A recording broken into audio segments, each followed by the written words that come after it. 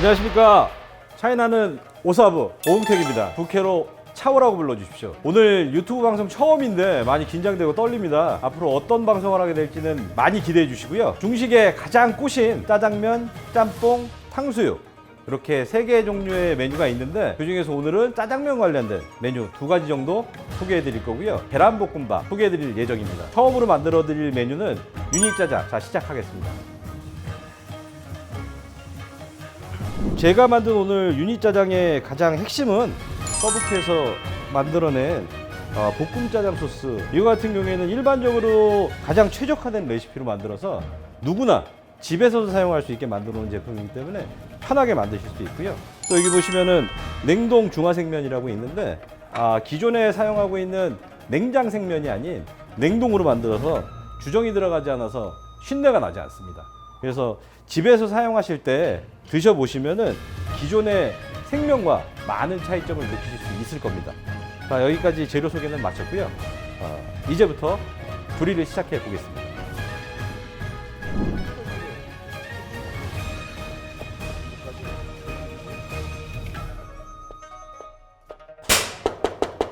생강이 씹히시는 걸 굉장히 싫어하기 때문에 될 수 있으면 아주 가늘게 다져주시는 게 좋다고 생각을 합니다. 절단은 나중에 고명으로 올릴 건데요. 자르시는 것보다 이렇게 돌려깎기로 쓰시는 게 안쪽에 실을 사용하지 않기 때문에 보존성도 좋고 식감도 훨씬 더 좋습니다. 자, 이제 볶아보겠습니다. 물이 충분히 끓어오르면은 그때 조리를 시작하시면 됩니다. 맑은 식용유로 코팅을 해주시고요. 식용유를 제거하시고 맑은 식용유를 넣어주십시오. 그리고 돼지고기 민지 넣어주시고 브라운색이 날 때까지 볶아보겠습니다. 자, 여기에 아까 잘라놨던 양배추와 양파를 넣으시고 이제 열심히 볶아주시면 됩니다.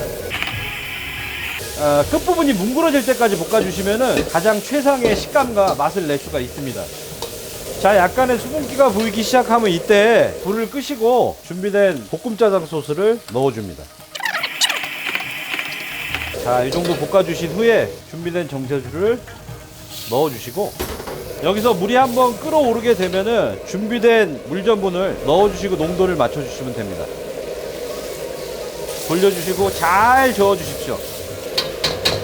자, 한번 끓어오른 후에는 식용유를 큰 수저로 하나 정도 넣으시고 마지막에 광택을 내줍니다. 자, 이렇게 유니짜장이 완성됐습니다.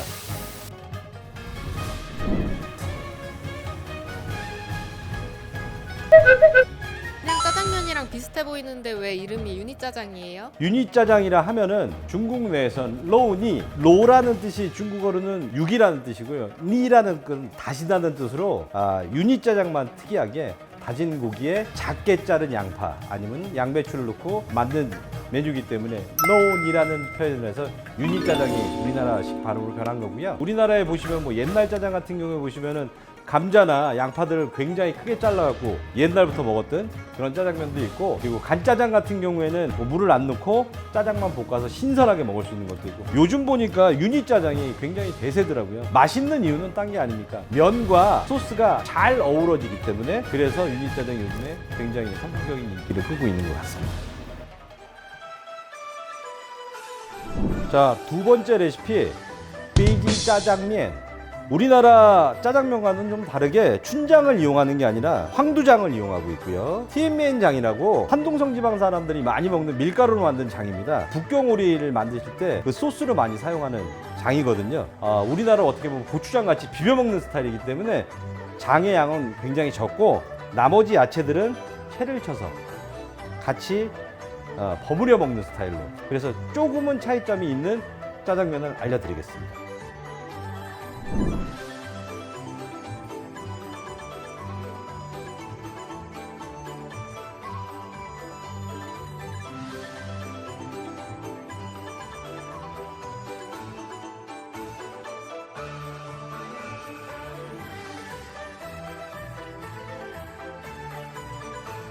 중불 이하로 줄여주시고 타지 않게 계속 저으셔서 깊은 향이 날 수 있고, 그리고 수분이 어느 정도 날아갈 수 있을 때까지 계속 저어줍니다.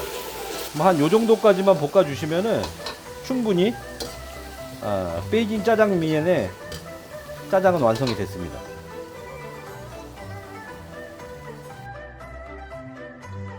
자, 이렇게 북경 짜장면이 완성되었습니다.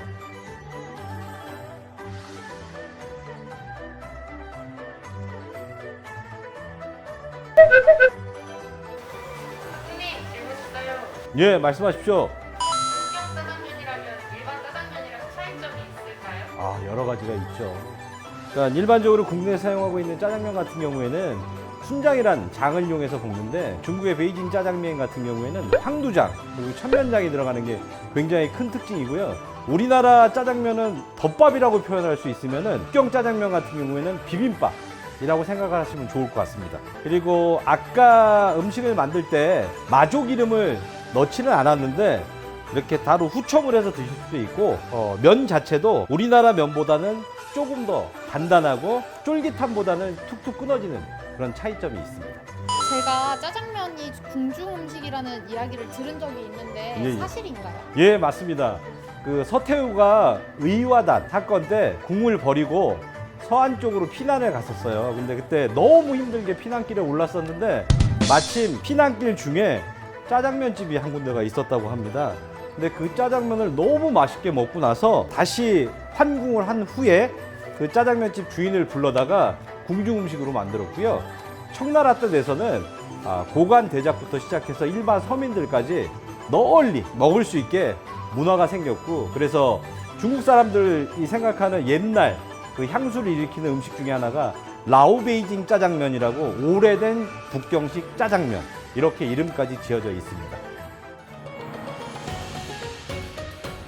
일반적으로 볶음밥은 짜장 소스와 함께 비벼 드시기 때문에 오늘 아주 간단하게 만드는 딴차오판, 일명 계란볶음밥을 알려드릴 예정이고요. 들어가는 식재료도 너무 간단합니다. 백미, 그리고 쪽파, 계란, 매직 파우더, 진간장. 이 매직 파우더 같은 경우에는 고기 밑간이나 맑은 계란탕, 그리고 볶음밥 등에 사용하시기 충분하고요. 이 매직이라는 이름도 뭐 제가 지은 게 아니라 고객분들께서 지어주신 이름입니다. 그래갖고 마지막으로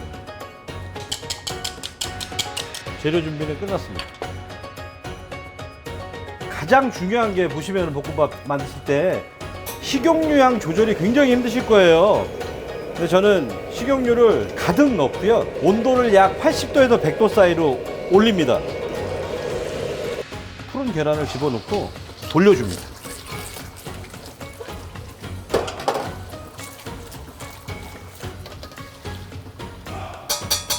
꾹 눌러주시면서 기름기를 제거해 주세요. 저 같은 경우는 이제 냉장고에다가 밥을 넣고 한 2~3시간 지나고 나면은 밥알이 이렇게 하나씩 떨어지거든요. 밥을 여기다 넣고 쪽파를 넣으시고 또 열심히 볶아줍니다.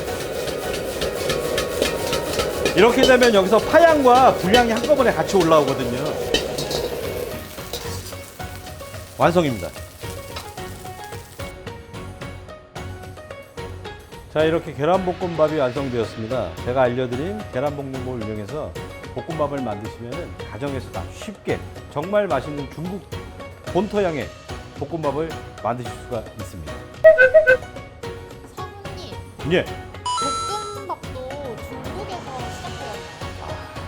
그거를 알려드리기 전에 중국의 식문화에 대해서 조금 설명을 해드릴게요. 장강을 사이로 둬서 남방과 북방이 나뉘는데, 북방 같은 경우에는 아까 만들어드렸던 짜장면 같이 면 요리가 많습니다. 그 이유가 뭐냐면은 중국 북쪽에서는 밀재배가 성행했고, 장강 이남 지방은 쌀재배가 성행해서 중국 북방은 면이 주식, 중국 남방은 쌀이 주식입니다. 그래서 이 볶음밥 같은 경우에도 보시면은 중립종 쌀을 이용했고, 파도 대파가 아닌 쪽파를, 그리고 제가 공부했던 양주라는 지방이 중국 내에서 볶음밥으로 굉장히 유명한 지방이거든요. 영빈관에서 근무를 할 때 아까 보여드린 새로운 스킬, 계란을 튀겨내는, 그것도 한 450년 된 레시피에서 배운 부분이 있었습니다. 제가 그 무엇보다도 말씀드릴 수 있는 게, 양주 볶음밥의 우리나라 변형된 형태가 지금 우리나라에서 판매되고 있는 볶음밥의 형태라고 말씀드릴 수가 있고요.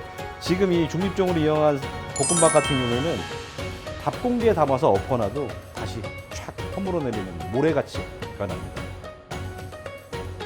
자, 오늘 유튜브 방송 첫 회 진행했었는데, 오늘 만들어드린 유니짜장면, 북경식 짜장면, 그리고 계란볶음밥, 이렇게 잘 보셨는지 굉장히 궁금하고요.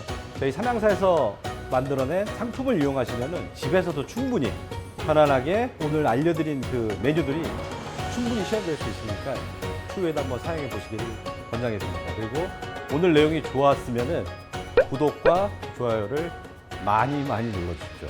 감사합니다.